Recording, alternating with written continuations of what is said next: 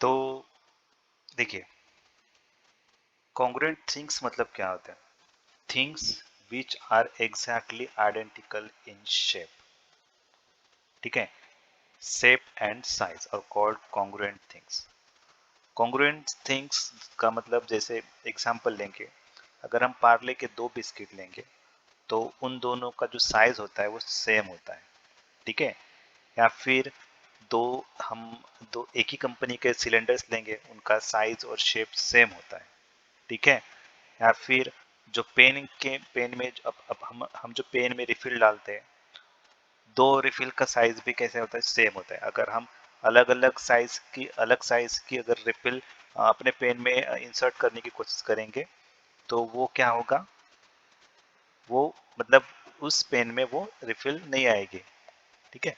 तो इसका मतलब क्या होता है कि अगर आइडेंटिकल साइज और शेप हो तो तभी हम से आइडेंटिकल रिफिल हो तभी हम उसको उस पेन में इंसर्ट कर सकते हैं। अब कहने का मतलब कि जो कॉन्ग्रुएंट थिंग्स होते हैं, इसका मतलब होता है कि जो सेम दिखने वाली आइडेंटिकल चीजें, जैसे दो सेम कंपनी के पेन, जैसे सेलो के दो पेन, या फिर जैसे पार्ले के दो बिस्किट का साइज, ठीक है, उनका सेम साइज होता है।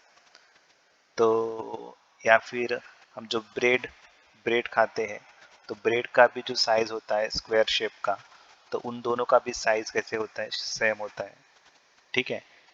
तो या फिर दो पिज्ज़ा, सेम साइज के दो पिज्ज़ा होते हैं तो उनका भी साइज सेम होता है, आइडेंटिकल होता है। तो कहने का मतलब यहाँ पे कॉन्ग्रुएंट थिंग्स मतलब होते हैं कि ऐसी दो चीजें जो दिखने में नहीं भी होंगे, लेकिन शेप और साइज में अगर वो सेम दिख रहे हैं। देखो, दिखने मतलब हो सकता है कि कलर चेंज हो, एक का कलर रेड हो, एक का कलर ब्लू, लेकिन दोनों का साइज, शेप बिल्कुल सेम है, साइज भी सेम है। तो उस केस में हम उन दोनों चीजों को कॉन्ग्रुएंट थिंग्स कह सकते हैं। समझा? तो कॉन्ग्रुएंट थिंग्स मतलब ये होता है, ठीक है। हर यहाँ पे जरूर नहीं है कि कलर, मतलब कलर अगर सेम नहीं है तो फिर कॉन्ग्रुएंट मतलब साइज और शेप सेम है, कलर सेम नहीं है तो कॉन्ग्रुएंट थिंग्स नहीं है, ऐसा हम नहीं कह सकते, ठीक है।